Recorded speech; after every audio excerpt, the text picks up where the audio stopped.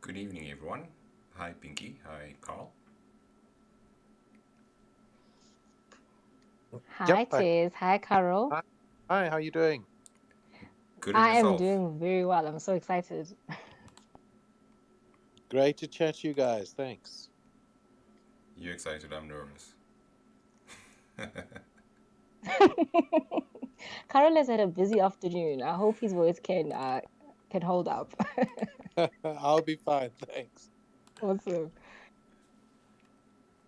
Okay, I see Sasha's here, and I've sent Bonole a request as well.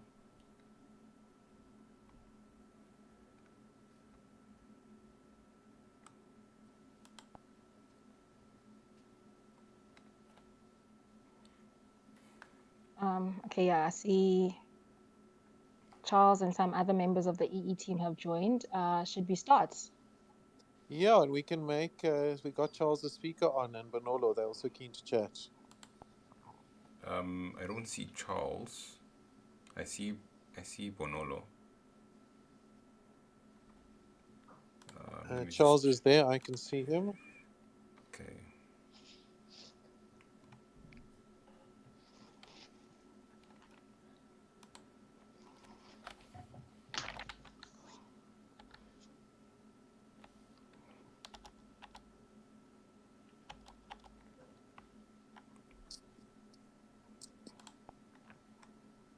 Okay, I'm trying to find him on my side. Okay, perhaps let me Okay, try. we'll give you a second, Tess. Yeah, I'll try send him the link directly to his DMs. Okay, cool. I'll get us started. Uh, Thank you, everyone, for joining us. There's so many other things you could be doing on a Tuesday evening, but you decided to be here with us. So we are very humbled and honored, and we are quite privileged to have the Easy Equities team on Your Money Talks tonight. Thank you for making the time, Charles, Carol, and the rest of the team. I think you all know Charles. If you're on this space and you don't know Charles, I'm quite worried about you. But I'm sure you all know Charles. He's got a very distinguished career within the fintech and investing space. He is currently the group CEO of Purple Group and, of course, the CEO of Easy Equities. I think based on his bio, he's got over 17 years experience in the fintech space, and he founded Easy Equities in 2014. So they've been going strongly for about 7 years. Carol, I'm not sure if I'm pronouncing your name correctly. I hope I am. Is currently the executive for sales, branding, and customer engagement. So Carol is basically the person that is driving the team to ensure that more South Africans sign up and invest through EE, and obviously ensuring that the brand reputation as well as the goodwill is kept up, right? Um, Charles, I see you're a speaker. I'm going to hand over to you, Tess, to get us started with the questions. Awesome. I see everyone's here. Bonol has joined. Charles has joined. Um, do you guys want to say hi to the listeners before we get started? I'll go first because that's what I enjoy doing. Very, very lucky to be on. Thanks for having me. And full disclosure, firstly, it's my wife's birthday, so I'm going to get torn away from this at some point. And secondly, this is my first Spaces, which as a tech guy, I feel quite bad about, but lucky to be on. You heard it here, guys. We had Charles first on a space. That's something we want to put on our wall. Hi, Bonolo. Hi, Sasha. Hi, Tess. How are you? I'm good on yourself. We finally hear your voice. We've usually been interacting on. I know. Yeah, it's quite a Sasha little is your voice, biggest fan. unfortunately. Thanks for letting me know. Bonolo, how are you?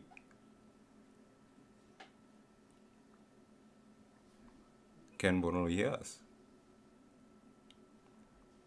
Okay, we'll get back to her later on. But yeah, we're gonna start with our sessions. Before I start, thank you everyone for joining this talk. As you may know, Easy Equities has reached a very big milestone, and there was a lot of excitement last week when this was reached, especially on Twitter. And we decided to invite the team over just to have a chat around that as a mini celebration. Charles, they say the first million is usually the hardest in everything uh, investing. How does it feel that you guys have reached your first 1 million signups? Sure. I mean, obviously, it feels amazing, but it just, at the same time, it just feels like we're getting started, and the energy around building this business is as great as it was when we were acquiring our first customer.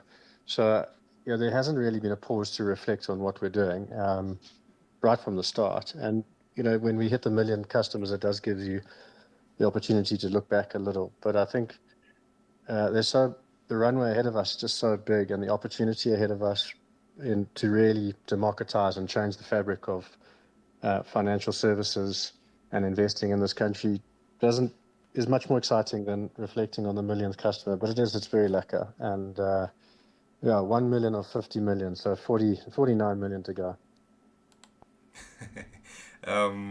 That's a big number.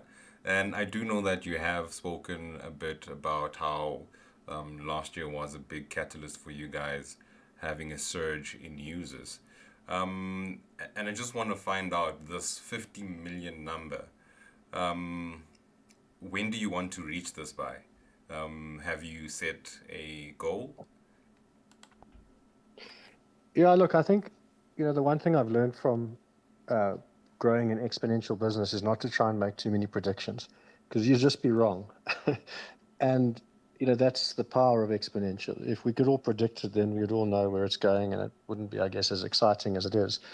So I think what you've got to look at is the growth rate, which is fueled by all of you. I mean, pause and say thank you to all of you. We stand on the shoulders of our investors and our investment community, because you're the power in our marketing force. You're the guys and girls out there who are growing our business exponentially. So as long as we keep customers happy and keep them engaged and educated and keep delivering on their needs and wants, then the business will keep growing at the rate that we've seen in the last 5-6 years. And in fact, the rate of growth should continue to grow faster and faster if we get those ingredients right. Because fundamentally, the business it's a snowball rolling downhill. The more customers we get, the more customers we get. And that's all about ensuring that we invest all of our time and effort in ensuring that our customers are happy and that they have the right services and the platform delivers on their expectations. And we just keep building the access. So, yeah, I don't want to make any predictions, but if we keep getting things right, then the snowball's going to keep rolling faster and the business is going to keep rolling faster too. I think the South African opportunity is the one that we've been focused on for the last 5 or 6 years. We're really keen to see if we can create the same outcomes in other markets and create the same kind of magic that has happened here. So, the growth rate, if we just get one other market right, the growth rate is going to grow even faster. So, lots of exciting things ahead of us. But I think the key thing is to focus on our customers, to ensure that their pulse and heartbeat keeps getting stronger. And if we keep doing that, the business will keep growing faster and faster. Charles, thank you for recognizing the FinTwitter community because I really do believe that they have played a massive role in fueling this exponential growth that you speak of. And specifically regarding the FinTwitter community, what is your reaction with regards to this community? And would you say you've seen a direct correlation in the activity, especially during lockdown, with the growth that you've experienced at Easy Equities? Yeah, Pinky, I mean, I can't overestimate the role that FinTwitter has played in the business. We'd all like to take credit for the growth, as in the Easy Equities team, but we really can't. What we got right from the start is that anyone who's seen our presentation stack from 6 years ago will know that in the DNA of the business, we said if we're going to democratize anything, we needed to partner the business into communities, and we needed to use social media as the catalyst to drive growth. And my best analogy is that all of the things, all the difficult games that I've learned to play in my life, I've learned by standing around people that are much better at it than me. And I've had the luxury of that in my life and my career. And for the first time, social media presented the opportunity that we could, if we positioned the business correctly, our community could be those experts, those leaders, those centers of influence. And so it was a strategy that we enabled right from the start, hence the reason why you can share your trades, and we encourage people to do that. But going back to your statement, it's impossible to overestimate the contribution that you all make. I mean, you won't realize how much we appreciate it. And I'll give you some anecdotes. I mean, firstly, the tweets, good and bad, direct our business. I mean, I think you'll all remember last year let's start with the bad and we'll get to the good. Last year we were going to launch script lending. And I made the decision that I thought it was in the best interests of our community to be opted in. And I got that decision wrong. It was, I guess, the father in me, the parent in me that was trying to make decisions on behalf of my community. And you guys all beat me up. I sulked for a couple of days and then realized that the only course of action was to change and reflect on that. And we have changed, and we won't make that kind of mistake again. But that's like the bad stuff, which turns out to be really good stuff, because what you guys are doing and sharing in social communities, it's all eyes on. We're constantly engaging with it. We're sharing it. We're putting it inside channels on things like Slack and inside the business, and we're pivoting on strategies because of it. And so, it's what you see of it is the conversations that are happening on social media, but what you don't get to see is the inside workings of our business and how reactive and proactive we're trying to be to feel the pulse of what's going on in social media and make sure the business is right on the pulse the whole time. So yeah, it's like I really it is a really sincere thank you, because this business would never have happened without the Fin Twitter community. And fundamentally, for me, the only way we democratize investing is in partnership with our customers and all of our stakeholders and partners like Satrix and Capitec and all of the people that believe in the same things that we believe in. And you guys have set the rails down for us, and it's our responsibility to deliver on that.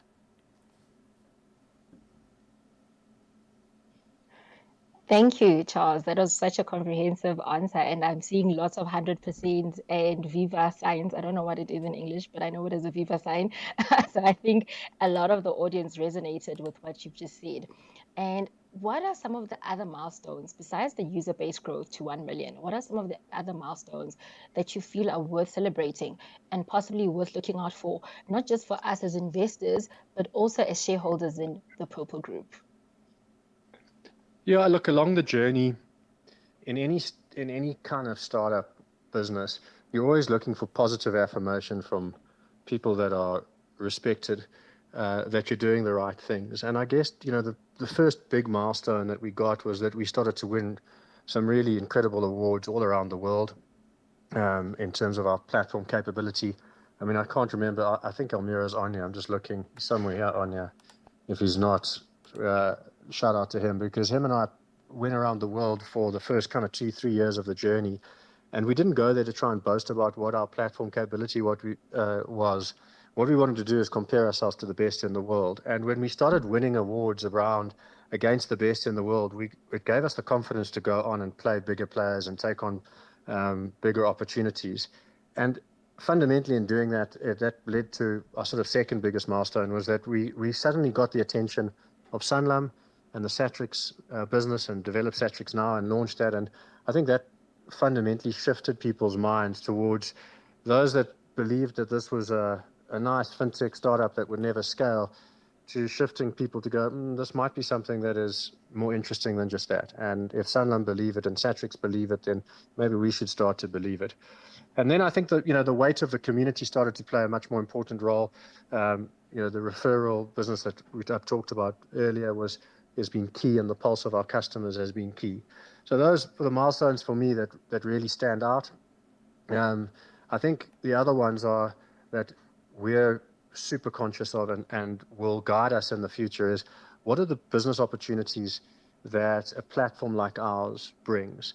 So the way I look at it, there are two kind of opportunity sets that we've got to be attentive to. The first is, what other products and services can we bring to you that either help you build wealth or protect wealth? And the runway for products in that space is enormous. I mean, let's use Easy Properties. I see Rupert's on. He's the CEO of Easy Properties, and they're about to turn one. In fact, I think they just did turn one. But that product opportunity that we built in Easy Properties came from the community. We realized that for the majority of South Africans, they haven't got access to large-scale residential developments. And what we created in Easy Properties is all the benefits of property, none of the friction. And so now we have this property rail, which our customers can run down and get access to properties. But you can think about all the other asset classes that are inaccessible to everyday South Africans. And it's not just everyday South Africans. I mean, venture capital is going to come. And I've never invested in a venture capital business in my entire life because the barriers are just so high that it's not accessible to people. And so we want to put venture capital in the system. We want to crowdsource for things that we think are going to make a meaningful difference in the landscape of South Africa. We want to do social do good programs. We've started around some of that stuff, with the Donate for Good function. But I've got no doubt that we'll do crowdfunding for energy, for solar, for wind, and a whole lot of other product opportunities that essentially really just disintermediate the institutions and allow retail access to wholesale pricing and products. So you've got to watch out.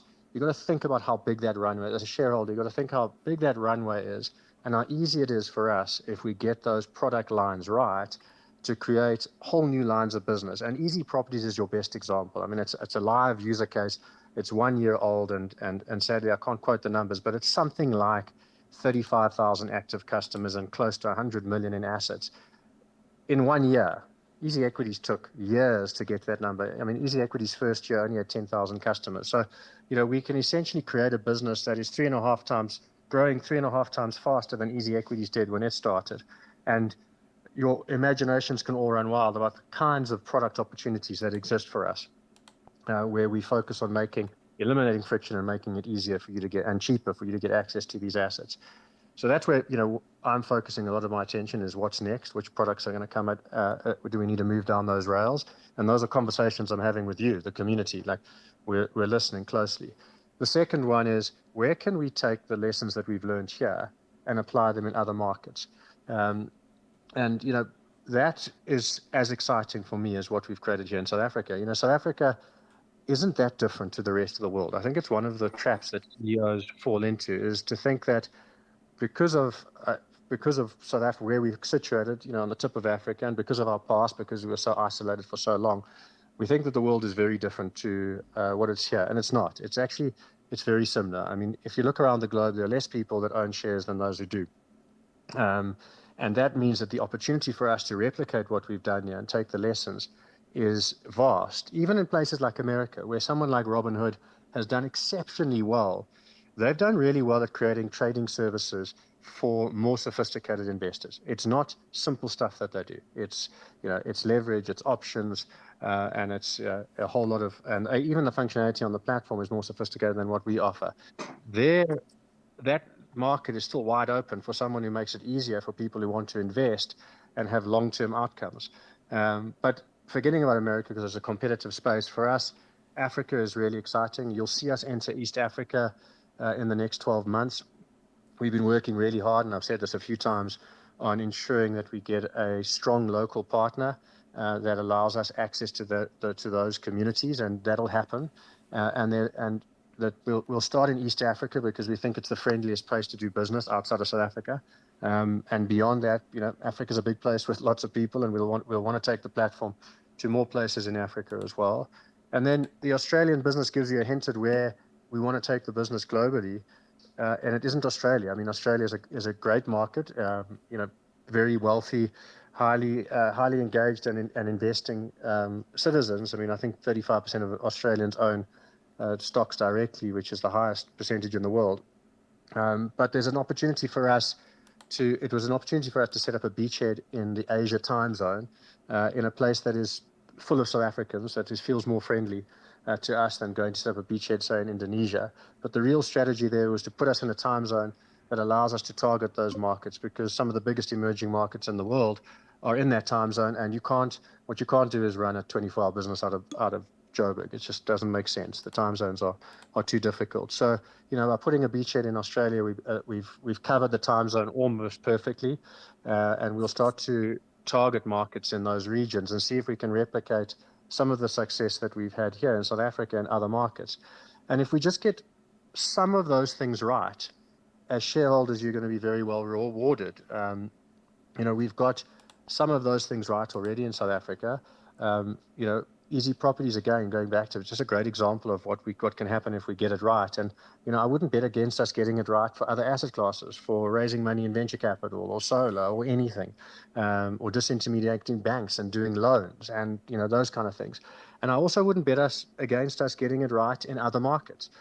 What we won't do is we won't go there arrogantly thinking that as South Africans, we understand the dynamics of, let's say, the Philippines, because we don't. But we will immerse ourselves in partnerships with people that understand those markets really well, so that we can listen to them, engage them, understand them, and then deliver products that meet their markets.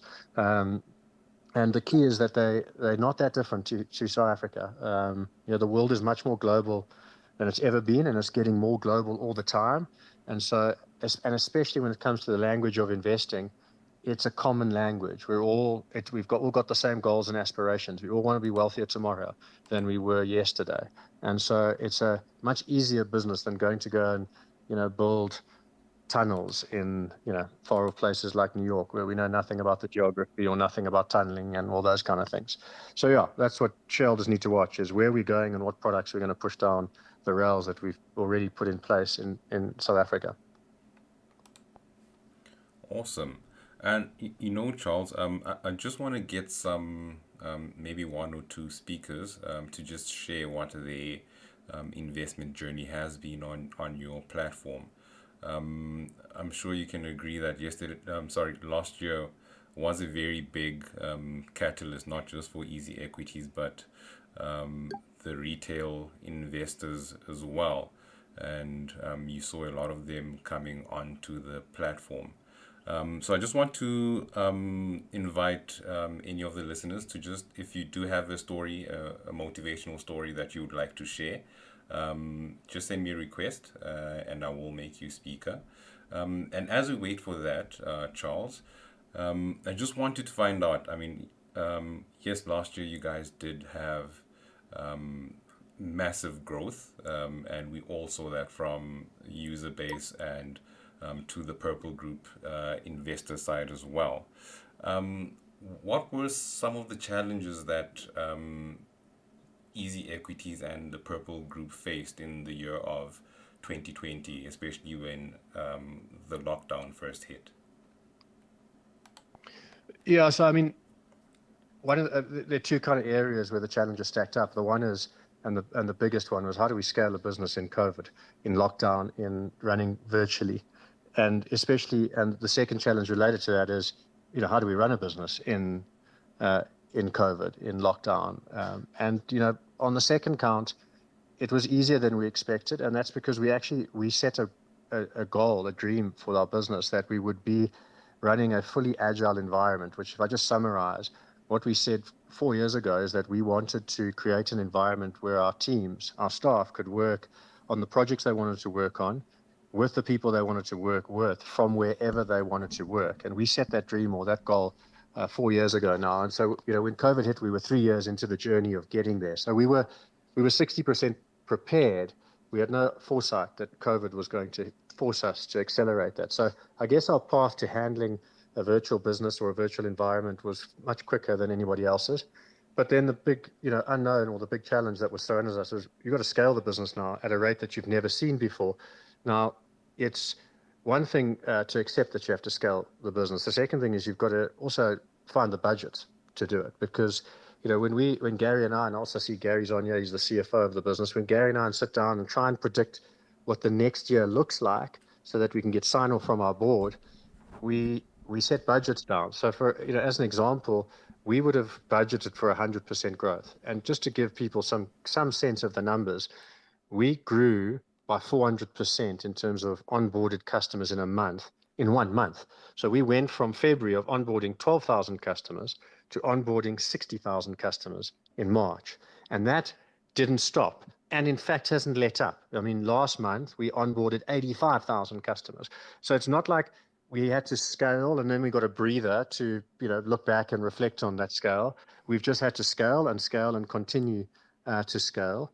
And incredibly, and I should never have doubted this, and I don't believe I ever did doubt it, but incredibly, my team, firstly, are much better in a virtual world than I could ever have imagined.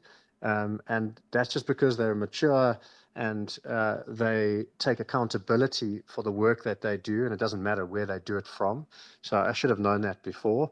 But the second thing is that, from a tech perspective, we've been investing heavily in our team, and we have a very strong and diverse team with the skill sets that are capable of scaling a business under those conditions. I mean, they couldn't have been more difficult conditions, but they did it all, and they did it all seemingly easily in the end.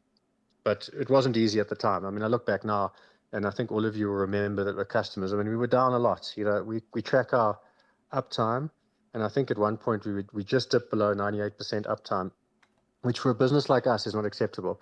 Our targets are 99.9% uptime, which we're back on, thankfully. But this time last year, I think we dipped below 98%. So, which doesn't sound like a big deal, but it's a big deal. And I can imagine the the blood, sweat, and tears that you guys put in reaching this milestone that you did. And I think for us users, especially on Twitter, we only see the face value of what the processes are. I do know that when some people have issues with their Easy Equities account, you and the team are very quick to respond. And I'm just curious, what does it look like in the office on a day-to-day basis? And when you reach milestones like this, is there some form of celebrations you guys have? I'm asking this from a movie perspective when I watched Wolf of Wall Street. Yeah, I looked at sadly, the president has made the celebration of events like these more difficult than I would have liked. So, we celebrate. We're not scared to celebrate. If any of you stumble into us on a night celebrating, you'll pick us out in the crowd. We enjoy a good celebration, and we have had sufficient chances to pause and celebrate the milestones. I mean, what the business looks like inside is it's and going back to your movie analogy, it's more like a war room than it is a boardroom. And that's because, I think what people fail to appreciate, and we're so privileged that we get to appreciate this. I mean, that's the key thing that I think we have to pinch ourselves about is, for a lot of startup businesses, you dream of the day that you're going to scale, but you never get to see the dream out. But because you've never lived it out, you've got limited experience of it. And very few people, very few businesses in the world ever are faced with the challenges that we're faced with. And so you can do as much planning as you like, but fundamentally the bombs drop where you weren't planning them. And so it is more like a war room than it is, a boardroom. You're thinking about prioritizing where have the bombs dropped, and then which are the most important ones to fix, and how do we fix them fast, and then importantly, how do we engage and be honest and transparent with our community about what's broken and what we're going to do to fix it, and make sure that you've got our backs, because if we just deny those faults, and then you're going to lose trust in us. So I think the key thing has been to be open and transparent, to say, yeah, we're down.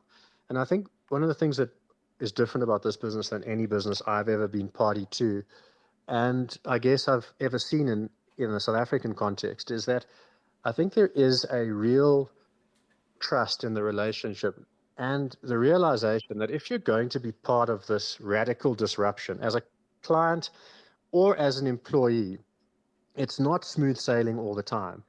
If your expectation is, as a customer, if you think about the expectations you've got of us, it's to be bigger, better, faster, and to do more all the time.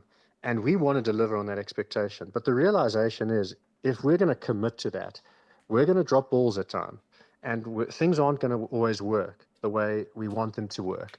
And I think that in this business, there is a trusted relationship, an incredibly trusting relationship between customer and the team, that you're going to drop balls because of the pace that you're moving. But our weapon is 100% that we have to move faster than the competition. I mean, I don't want to pick on the competition, but if I think about the innovation that has happened in our sector across the big brands, what have they done? How have they responded to the innovation that we've created? And I can name, on one hand, the things that they've tried to do in across all those big brands. And then I think about what we're doing in a month and in a year. I mean, in COVID, we launched 2 new businesses, Australia and Easy Properties.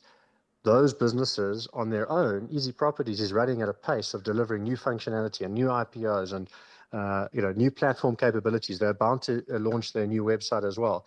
So yeah, it is more like a war room. And I think if you think of the movie scene of a war room, it's the calm heads that win the day. It's not the guys screaming and shouting. It's the guys that are thinking about where the big impacts are and how do we defend against those impacts in a calm, collected kind of way, but with the sense of urgency that this stuff matters, and it matters to us and it matters to our customers, and so we must deal with it like we have your financial lives in our hands. But in the same breath, that we're not gonna get everything right all of the time.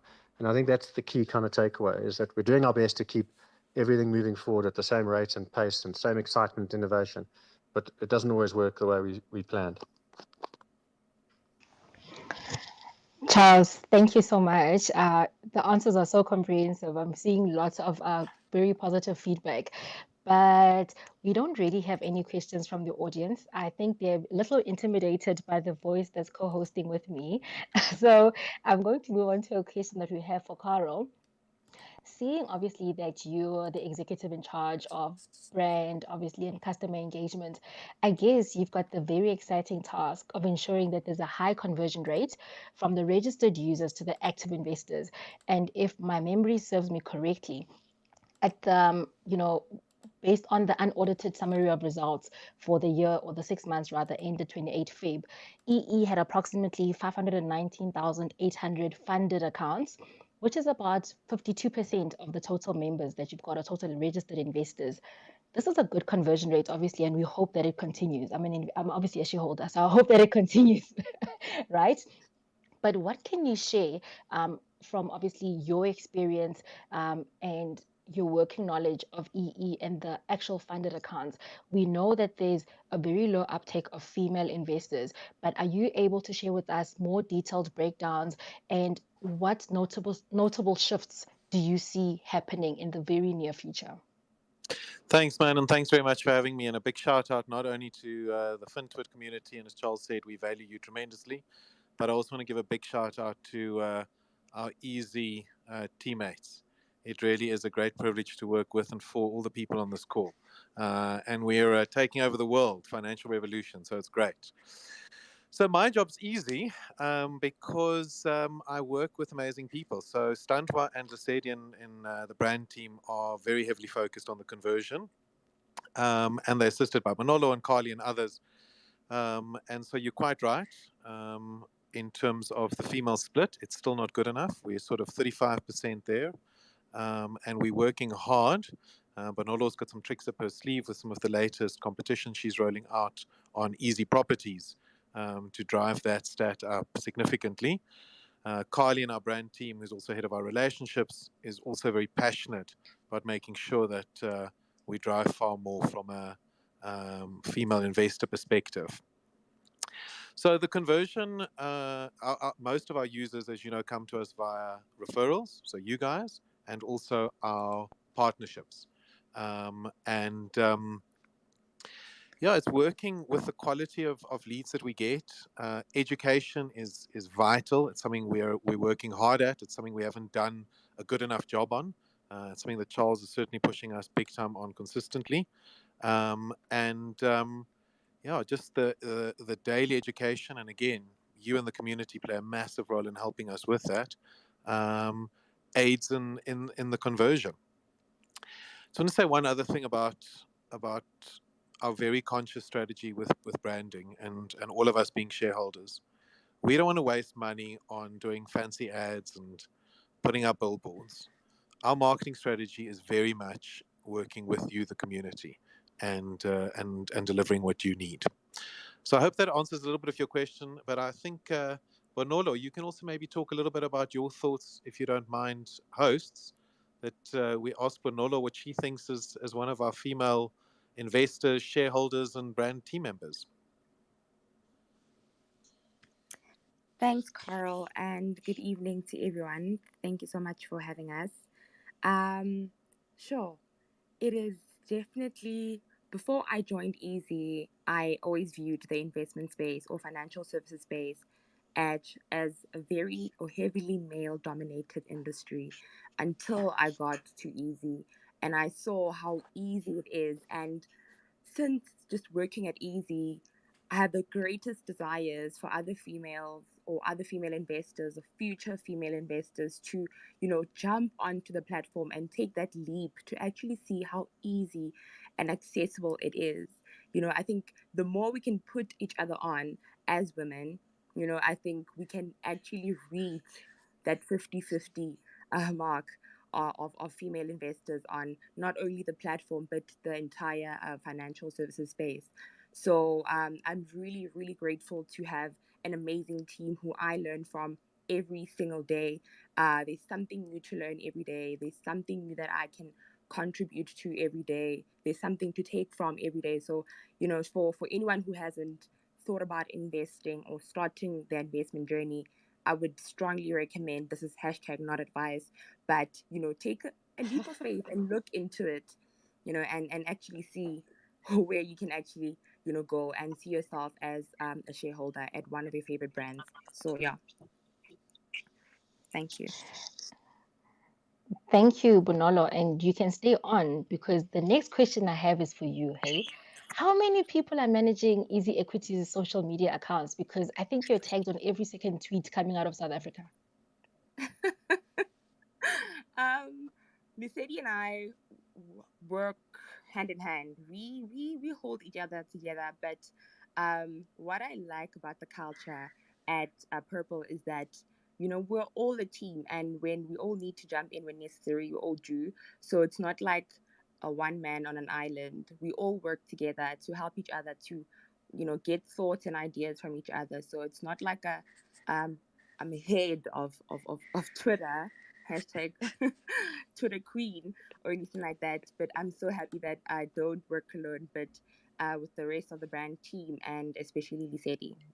And I must just also add there, our Drip King Lesedi has done a brilliant job, Pinky and Afrites. In fact, whenever I've got ideas that I think are so good for social media, Drip King Lesedi just says, yeah, and then he just ignores and does something much better. But Lesedi's been driving that. Manolo is strongly involved. And then our client engagement team, we've got Jessica and Tanya, who I think work 24/7 and are just superstars in answering stuff online. And then one of the most frustrating, irritating things about our CEO, Charles Savage, is no matter what we give him to do, no matter how busy he is, he's on social media like you can't believe. So we've got to give him credit. He's probably the head of social media at the company. And at times it can be frustrating, but we value it, and it helps us be better every single day. We've even got our CFO, Gary. He used to have an egg as his profile on Twitter. He's active there. And yeah, Rupert on Easy Properties, the gang are all there. So as Bernardo says, we're all lend a hand. I actually noticed something. So, I mean, I belong to two amazing racial groups or cultural groups, Sotho and Zulu, and I'm a big, big believer in that names are very powerful. So, Bonolo means simplifying and bringing things down and explaining it in simple terms. So, it's a very powerful name. And it's so weird Yeah. that you're in marketing and branding because it means that your whole job is to make people understand, like you said, that this investing thing is not complicated. It is not for a certain group, it is not for a certain profile. And of course, managing the social media, not just obviously social media, but in terms of just the brand, Easy Equities, it's incredible. And Lesedi means light or light Light. bringer. I mean, Absolutely. beautiful and powerful name. So Yes. just the names tell me that this team is fire, fire team The, that you've got there, Carol. So if That these, the if is yeah. and Pinky, here's a I funny know, story. please The share. definition, not a story, but the definition of Bonolo actually means easy. So my Mm. name in English is easy. So that's quite Yes, interesting. and Yeah. easy equities. So so actually, you are just that light that is bringing the easiness and simplicity to this team. Hey, so I love your names. Um, that is thank you for sharing that. And I just want to repeat the reason that I love working with and for all of you, the users and my team, is because of people like Ronaldo Sedi. We've got Standwa that has been working with a number of years. We've got Jonna. I mean, there are too many people to name in the team, but you'll see them all on online. Just for interest's sake, users might. We're about 100 people at Easy Equities. We've probably got about 25 of those, 25 odd that work in client engagement. And there, Waylon with the team leaders, Jess and Melissa and Tumbi and Lola deal with our users every day. We've got a whack of people in finance, and they make sure those allocations happen really efficiently. Big whack in our dev team, but we're in essence a small team of just about 100 people, and we constantly push each other to do things better, innovate, and use technology to serve you more. And I wish and hope that one day we can all get together again face to face, because you'll see that there are many people like Bonolo and Lesedi, the light and the easy in this company. We have got the most amazing team. Um, Carl, you mentioned a bit of fond No, memories I can and tell that you guys have an awesome team. So I'm really, really stoked and excited to see what's coming up next. Um, so we've talked a little bit about the partnerships that Easy Equities has. I think everybody or most people know about the Capitec partnership. I mean, that was just a brilliant marketing strategy, and bringing investing really to the lower LSMs as we know them. And of course, you've recently also announced a partnership with Telkom, and these are notable, and it shows that you are trying to get really very close to what we would call the previously disadvantaged or currently disadvantaged people. What initiatives, be it CSI or otherwise, are you trying to look into or currently, researching to bring investing closer to the more, if I can say, other abled or other abled or currently disadvantaged groups? I think we just need to be aware of that there is a marginalized group of South Africans, and often we forget about them. So if you can just share what it is, or whether you're still going to look into this in the near future. Cool. I'll give that a stab. So it's very much based on partnership. So you mentioned one Capitec. Charles spoke a little bit about Satrix and through Sunnum as investors as well. And both those groups have been fantastic partners. I mean, those businesses are equally passionate about us. And the partnership with Easy Equities, I don't think is ever going to be a major money spinner for a Capitec. They're doing it because they genuinely want to help their clients invest. So partnerships is a big strategy. Education is a big strategy for us. Um, we're wanting to do more in an education space, so schools particularly. So we're chatting with the JSE and a number of other bodies, because we really think if we get into schools at a younger age, or get to users at a younger age via schools, it'll be great. And you're right, the marginalization is race in our country, it's gender that we've spoken about. Um, and right from the beginning, when we started this business, one of the founding principles that Charles had, and I often um, remind us, we must go back to those founding principles, is we genuinely care whether somebody's got 5 Rand to invest or 5 million. we're as excited by the person who's putting £5 in and is having fun and learning. And that's why I'm so passionate on Twitter when people are disparaging about some of our investors. I'm like, excuse me, these guys are hell of a smart. So, there's no limit to who can invest. There's no, whether it's age or anything else. But our strategy is to do so with partnerships. And yeah, I think that's sort of on broadly reaching our base. And Pink, if you'll allow me, I must just make one comment because I'll be shouted at one of our colleagues. We've got some people behind the scenes in the business. It's easy for the brand team and Charles to be in front and Almero, but we've got people behind the scenes like the dev guys, but also our desk. And I must give those guys a shout out because they work 24/7 doing, when there's big corporate actions, that team is pumping. And they are just so passionate about serving the community. And one of the things I love is talking to Neelan and his team about investing. And I think we must get those guys into some of your networks and spaces, because what Neelan has forgotten about investing is that man's brain is amazing. So yeah, I think using people like Neelan also to help explain investing to people, to demystify it. Yeah, I hope that answers enough of your question. Yeah, if you don't mind, I'm just going to pick it up from there with Carl. I mean, I think if you think about what Easy got right at the start was to identify the friction points that were standing in the way of people investing. The one thing that is, and I've been around investing for 20 years now, it doesn't matter in my 20 years of pre-Easy Equities, it doesn't matter where I found myself. If I asked someone a simple question, do you want to own stocks or shares? The answer was always yes. So the demand for our products and services has always been there, but the friction points or the barriers to entry have been exceptionally high. Now, we've addressed some of those barriers, but really, I would say we've only addressed the barriers for the early adopters, all of you. 1 million out of a market opportunity of 50 million if we really push the envelope. And Pinky, to your question, it's in understanding those friction points that we will unlock the next wave of investors. And that for us, one is, are there strategies that we can deploy that enables that? But the second one is that, are there technologies that are being created or adopted that can help us along that journey?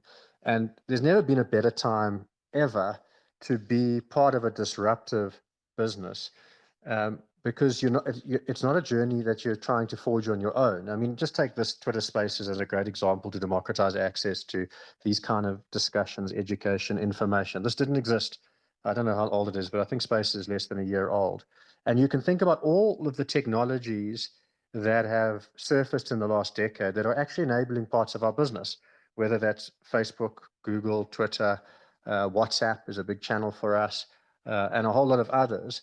And none of us, I think, can predict the technology advancements that are going to be created in the next decade that we're going to align ourselves with, either as partners or as consumers of that product, to address more and more friction points. And so it's just so exciting to be able to be building a business in this kind of environment where there's an ecosystem of millions and millions of startups out there that are trying to address friction points in their own industries that if they solve, we can tag onto. We can then use them to drive access to our consumers. And for us, we chose smartphone as it's a friction point. It's a barrier to entry. You can't invest without a smartphone. And that limits us to about 35% of South Africans and about the same number in Africa, maybe a bit lower in Africa. But the good news is that's going to be solved within the next 5 years. That 100% of South Africans will have access to a smartphone within 5 years, and the rate at which that access is growing is just getting faster and faster. So that's a good example of some of these friction points. They're not strategies we need to adopt. They're technologies that we need to keep an eye on and then embrace them. And I mean, and the social media is it's a great example. Like, today it's Twitter Spaces. Tomorrow it's Clubhouse, and the next day it's TikTok and whatever. But as long as we're embracing them, and we find affinities with them, then we can find ways that address friction points and give us an access point to a new community. So we're 100% committed, as Carl said, to the 1 Rand investor. I mean, it presents the biggest challenge to us. How do we ensure that someone who pitches up at Easy Equities with 1 Rand to invest a day, a month, a year, has got the same access, rights, and title as the guy who or girl who pitches up with R1 million? And it's staying true to that we have to, that will allow us to, will enable us to fix those friction points. And I can promise you now, like I've never ever looked at a customer on Twitter and then said, I wonder what they're worth. I wonder what their amount they're investing. I get so much excitement from them. Uh, it's got nothing to do with how much money they're investing. It's got all to do with the simple fact that they are investing. So, yeah, there is a deep desire and commitment to the 1 Rand investor. And if we stay true to that, we will democratize access in this country. Brilliant. And Charles, this leads me to a question that I think, well, I've had it on my mind when we're talking about unlocking and enabling investing for the next generation. One of the motivations we give our listeners and our followers on Your Money Talks is to get minors into the habit of investing. We've spoken a little bit about the youth and obviously previously disadvantaged people and just the groups that need to be closer to the investing space. At your current growth trajectory, how dominant is the youth? So I don't know if you've got the stats currently of the minor accounts that you've got and the percentage that are currently funded. Yeah, I don't have the stats at hand, which is not like me. But we've got over 50,000 investors under the age of 21. So if we just put them in that category, so that's about 10% of the base, and that's probably a disappointing number. I feel a bit disappointed about it, in the sense that that's where the real magic is going to happen. I mean, the point that you made is how do we get the youth to adopt investing? And there's a second line to that statement. How do we get the youth to start investing before they start spending? That's the key, because I've got their live case studies of kids who start investing as a result of Easy Equities 5, 6 years ago, who never formed spending habits. I've got them in my family and I've got them in my friends and circles of these. They're now 18-year-old kids, but they were 12-year-old at the time, 12 years at the time, whose parents took up the opportunity to open accounts for them, to educate them simply about investing, and to start negotiating some of that birthday money away from presents that depreciated 100% the day after they were opened, and put them into investments. And we're seeing that what those kids now go into the workplace, and it's fascinating to see them because, and again, I see this in my own home and I see it in my friends and family. These kids are now going to work and they're investing first, and their consumption is second. It comes after they've finished investing. And that is the real magic. I mean, that if we don't have to tear ourselves away from our consumption habits, and if you're as old as me, then you'll probably have consumption habits that are more like mine, which means that we consume first and then worry, and whatever's left at the end, if anything, we worry about investing. And we see these kids every single day that are fighting for investment money and then use what's left for consumption.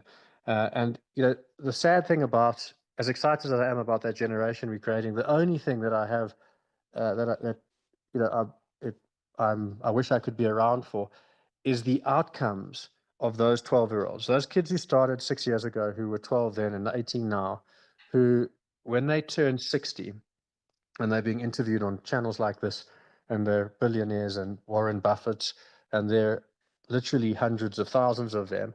I just wish I could be there to say, when the question got asked, so where did it all start? And because the answer is going to be, it started on Easy Equity, it started on Twitter, it started in Facebook and social media, and it started on platforms and behind people like you, Pinky. And so, yeah, it's an incredibly rewarding environment. 50,000 kids, not enough. Big drive to unlock that is schools education. And Carl, he wears two hats. He's chairman of a school and he heads up marketing here. So if he connects the two hats one day, we'll solve the problem.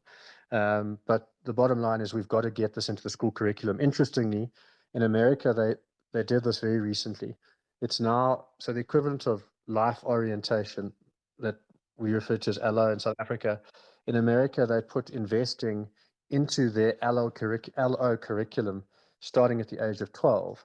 And so it started to happen there. And in the last 2 years, I'm going to get the numbers probably wrong, but I think it's 67,000 American teachers have taken on the curriculum. So they have certified themselves to be able to educate the kids. And the kids' education is free, but the teachers have to go and certify themselves. Now, that's what needs to happen here. We need to create a curriculum that allows the teachers to go and certify themselves to teach this stuff. And then, you can imagine if we got 60,000 teachers to take up investing and walk into a class filled with 12-year-olds, and then we get, hundreds of thousands of kids investing. And it's 5 years from now, we can have the same chat and we can ask Carl how he's doing, because that's his strategy to own and deliver on. Thank you. So, Charles, thank you for that answer. It would be remiss of me not to give a shout out to Josi. I think you guys know him as F2 Chains, because he's really the person that set this up. So thank you, Josi, for setting this up, for your quick thinking. And this leads me to a question that I've got for Sasha. This is from the audience. Take lawyer. Oh my, it's my turn. Yes, I've got a question for Sasha. So the first question I've got is, when people were busy applying for the SAB, BEs, and the Legabili shares, they had to fill in these forms and get commissioners of oaths. And the question from the floor is, you're an attorney, you're obviously a commissioner of oaths. Why couldn't you satisfy their documents on their behalf? Like, why did they have to go through this whole process? Oh, that's a very interesting question, and one we certainly battled internally just on the fact that we were also, we were bound by, these requirements. And we thought to ourselves, well, we're trying to open up access, but yet we're being bound by these archaic type legal requirements. Like, there's no such thing as a digital commissioner of oaths. And it was definitely a conversation that happened, was to say, okay, I'm a commissioner of oaths, we'll open up the office, let people come, and I'll sit and stamp, because that's a duty I took up and I can't refuse. But it's also just during COVID times as well, quite difficult to bring heaps and heaps and hordes of people in, and as well just to think of it from a conflict of interest perspective. So I am a commissioner of oaths who also needs to maintain a level of independence and integrity when I'm, certifying documents. Not to say that I would ever compromise on that, but I'm certifying documents to enable someone in our business. It almost, seemed a bit. It didn't seem completely right. I mean, if you just look at it from a litigation perspective, if you were going to go to court and sue someone, or let's just put the example right here, if Easy Equities was going to go to court and sue somebody, it would almost be wrong of me to certify, any of our affidavits, because I'm too close to the thing. I mean, that's just a general example, but. And even now, if we were to open it up like that, it would also be quite difficult now during COVID times in any event to, expose all of us to each other at this stage, given the Delta variant is so transmissible. But You're being yeah, it's very also diplomatic, Sash. I must interrupt you, because Pinky, she did offer and she did want to, and why I think it's a great question is because the people from the regulator and the people from other BE schemes that are on the spaces and they're going to listen and read about this, they'll understand that the pressures from retail investment. We've got to make it easier.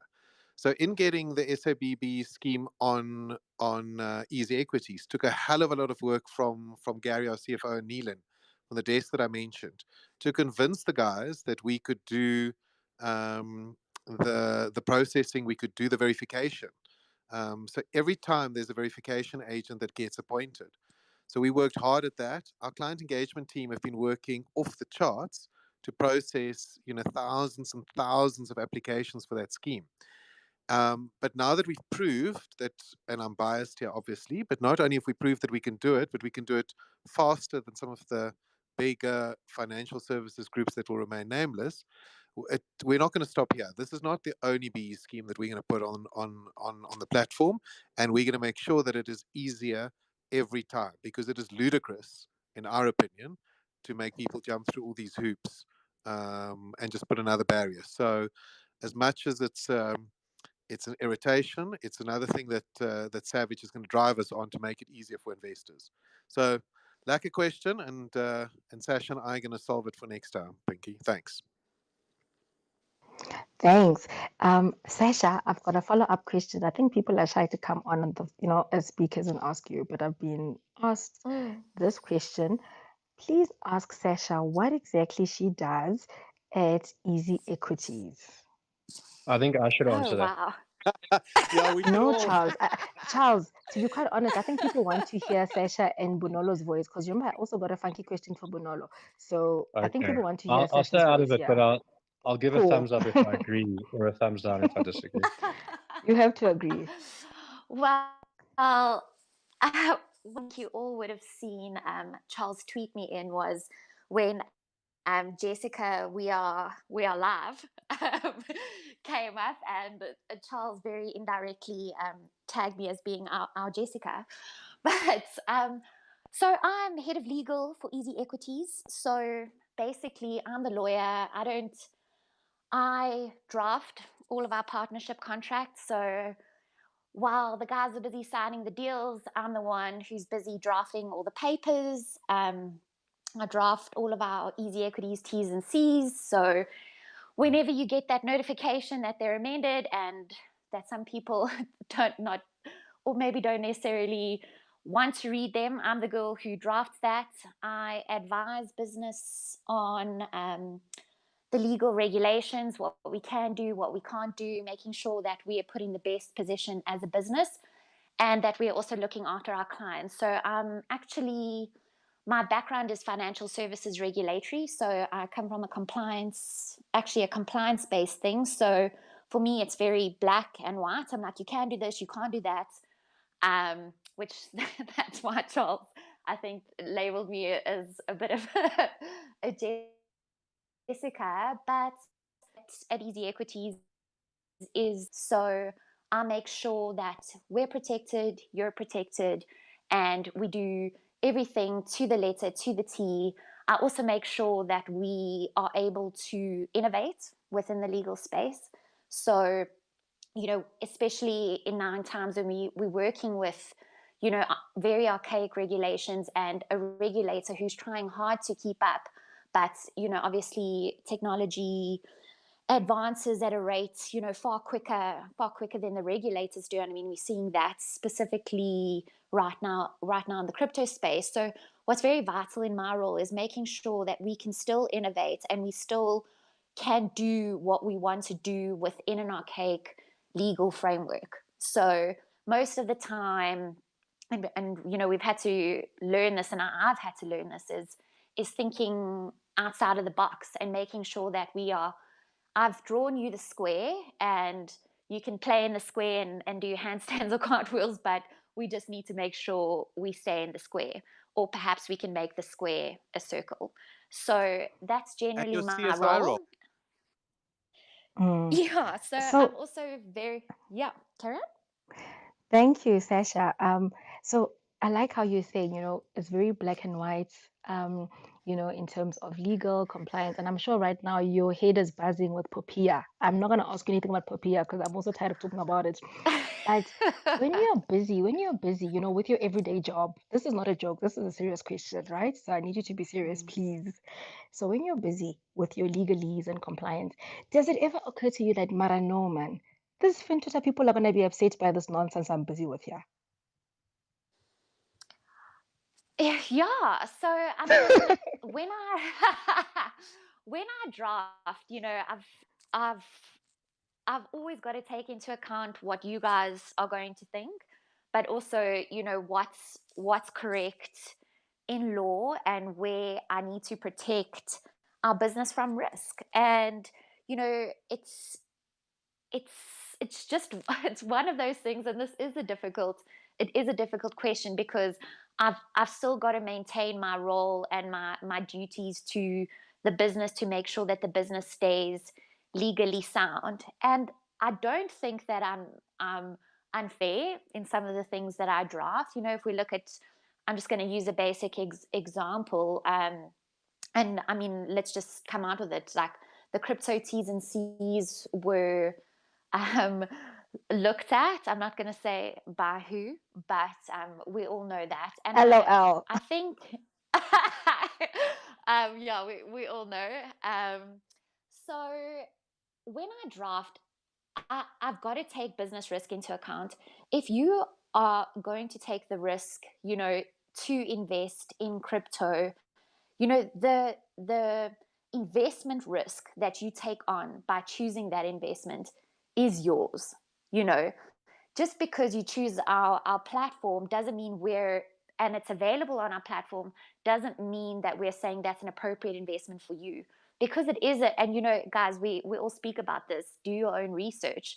If we had to be liable for everyone who made a bad investment decision, it would be a disaster. But one principle that I always keep front of mind, and the team will know that I'm quite firm on this, is if we've made a mistake and if it's our fault, we make good on that. So if it was our fault and we caused you a loss and we could have done better and we should have done better, we will always make right on that, no matter what. So I'm definitely not the type who says, not our problem, not our fault, read this disclaimer, sorry for you. It's, if we have done wrong, we must be liable. That's a general principle in law. That person who's at fault is generally liable. So I know it's sometimes tough, and perhaps we could work on making things maybe a little bit more plain language to get the idea across correctly. But there is terminology that's used in legal documents, and not the only lawyer who drafts limitations of liabilities, and who says we won't, if you invest in something, in anything actually, in an ETF, in a share, in crypto, if you make a loss, that can't really be your platform provider's fault. So if that answers it, you've asked me Sash, the I tough think it's questions. Yeah. Sash, I think it's such an excellent question. If all of us read the marriage contracts before we got married, we'd probably struggle to get married. Law is about protecting us in divorce, and in and so it's trying to protect both parties to the best capability the best ability it can, and being fair to both parties. Yes, Sasha represents the business, but at the same time, she's got her investor hat on, and trying to find the happy marriage, if you like, between those two, and that's really difficult. And I think the area where law really lets all of us down is that if you read it in simple English, then the interpretation is not clear. It's the experience of law that gives you a better understanding of the legal framework. And for me, forget about retail investors just for a second.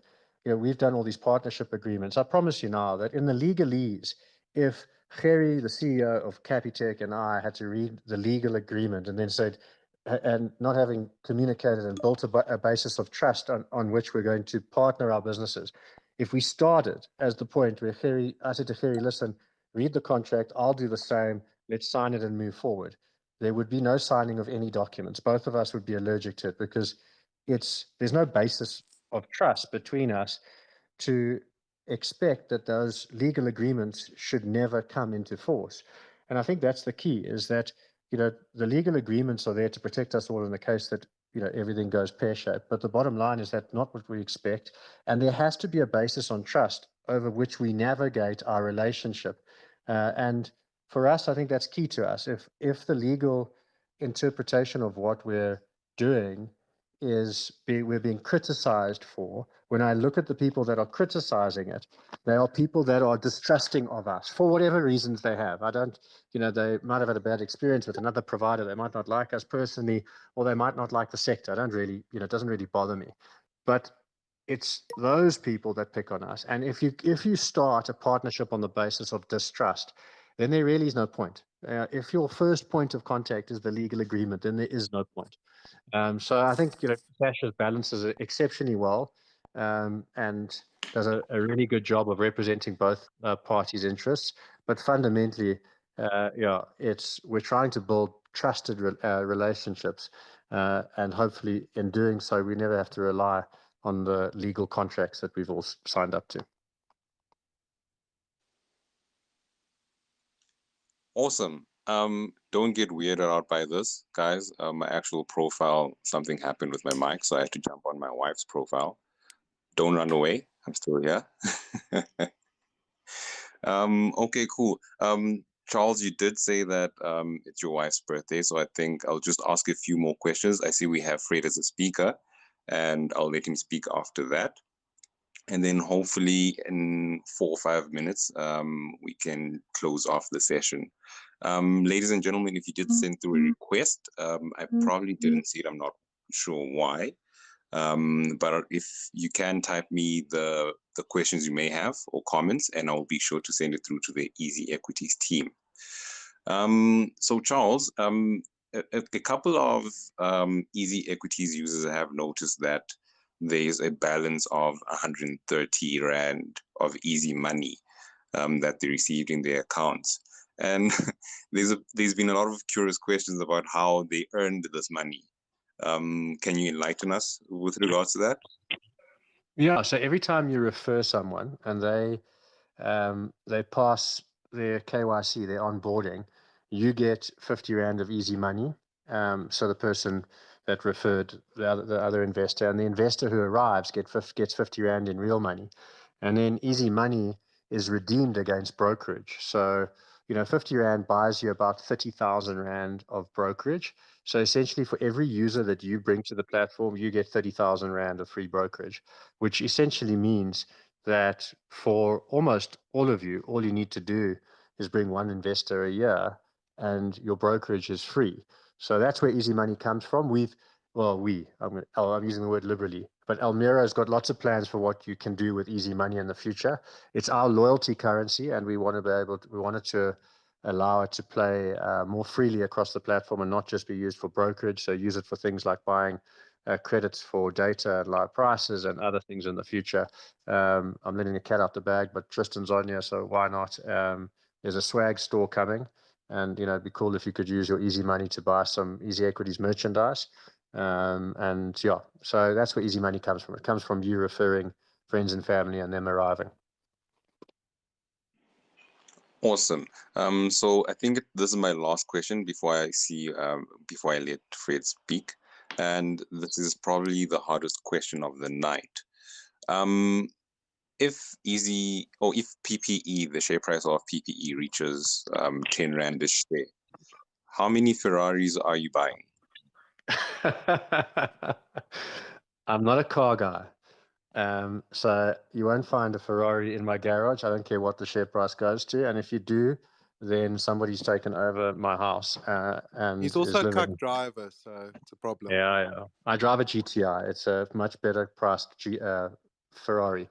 But my vice is a holiday. So if it gets to 10 Rand, I'm going to spend a lot more time in the air. And the other vice I've got is horses. I'm mad about the horse racing industry. And I want to replicate what we've done here in Easy Equities in that industry to get it to grow and re-embrace the communities and build a sustainable business around it, because it's something that I'm really passionate about and love. So if we get to 10 Rand, expect me to be in the air quite a lot and have a few more horses, just not Ferrari horses. Awesome. Fred, did you want to add something? Hi guys. Yeah, I just wanted to add that so sorry for those who don't know me, my name is Fred. I just wanted to make a comment on Easy Equity and just really commend them on the platform and the experience. Personally, I've been investing for the last 4 years. Started back towards the end of my varsity experience, and yeah, through time using Easy Equities, it's just made me more interested in investing. And I really want to say thank you to you guys. I am probably your number one supporter. You might not know that. But yeah, thank you for the experience. And I really like what you guys are doing. I'm heavily invested in PPE. Just wanted to point that out. And yeah, just wanted to come on and say thank you for your work. You are appreciated. Fred, it's so lucky to meet you, even if it's virtual. And believe me, we know you exist. I know you exist. Seen your engagement with the young investor, and what Oh you've yeah. done. You're a legend, man. You're doing great things out in the community, and you're doing. Yeah, we're super grateful for all that you do. Thanks for the kudos. It's nice to, and it's great that you've been around for 4 years, so you've had a good experience of the platform. So thanks very much for sharing that. I can tell you now, my whole team on that. So thanks for that. Yeah, before I leave, guys, for those who actually don't know, I do have every week I give out easy equity vouchers. So do pop in my account on Fridays, stand a chance to win. Cheers, guys. Thanks. Awesome. Thanks for that, Fred. I see we just got a request for one more speaker, Kamogelo, and then I think after her we can close off.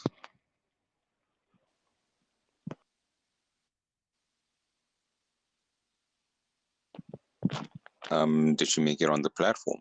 She's not here. Okay. Pinky, I think we can close off. Awesome. So to Charles, Carol, Bonolo, Sasha, the rest of the team, Lisedi, and anybody that I might have missed, Tristan, Neelan. Neelan, one time I DM'd him and he called me at like 6:30 in the evening.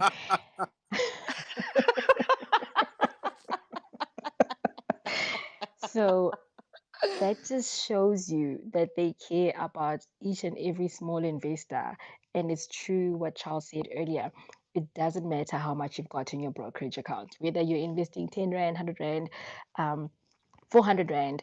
And this just shows you that one, and I mean, I think investing is addictive. I've said this. I think people that know me offline, online will know. I always say this: investing is so addictive, and Easy Equities has made it easy, as the name says. Bonolo, it's simple, it's easy. So thank you, Charles. Thank you to your team. I know we can be a pain sometimes, but it is also to motivate you and your team to do better. I mean, last year around March, April, it was taking 5 days to clear transfers to USD. It is now taking, I think the other day it took about 2.5 hours. I had to go back and just double check. It was impressive. So we appreciate what you're doing in terms of democratizing investing, in terms of making investing simple, and just bringing it to the people. And of course, I think I speak for the whole fin Twitter community right now when I say that it also makes it easy to explain investing. I mean, you guys have got these awesome newsletters that you send out. You've got these videos, and you've also just recently released a podcast, which just makes everything very, very easy and simple. So we appreciate what you're doing. We hope that more can be done, because I still think that more can be done in terms of getting investing to the people, to the youth. Like we said, there's only about 50,000 active minor accounts or under 21 accounts. We need to get that number up. We know that in South Africa, almost 55% of the population is under 35. So we need to get those people investing as soon as possible. Thank you for spending your evening with us. It's your wife's birthday. We have to let you go so that you can celebrate. And of course, we do wish Easy Equities and the whole team nothing but the best. We can't wait to celebrate with you when you get to 2 million active users.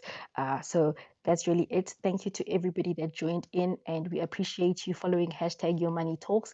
We're going to have more and more of these spaces and more conversations about investing, about simplifying it and bringing it to the people. Thank you so much to everybody. I hope you have an awesome evening further. Thanks and good night. Thanks, Pinky. Thank you, Thanks, everyone. Cheers. Cheers, everyone. Enjoy the. Thanks, guys. Bye, Bye.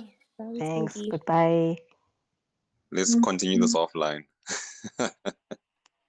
Oh, for those that are still on here and haven't left, for those that are here and haven't left, just a quick announcement. We will be launching a 1 million investor spin the wheel giveaway tomorrow. So stay tuned on our Twitter channel and yeah, get your hands, moving. And yeah, thank you guys. Good night. Awesome.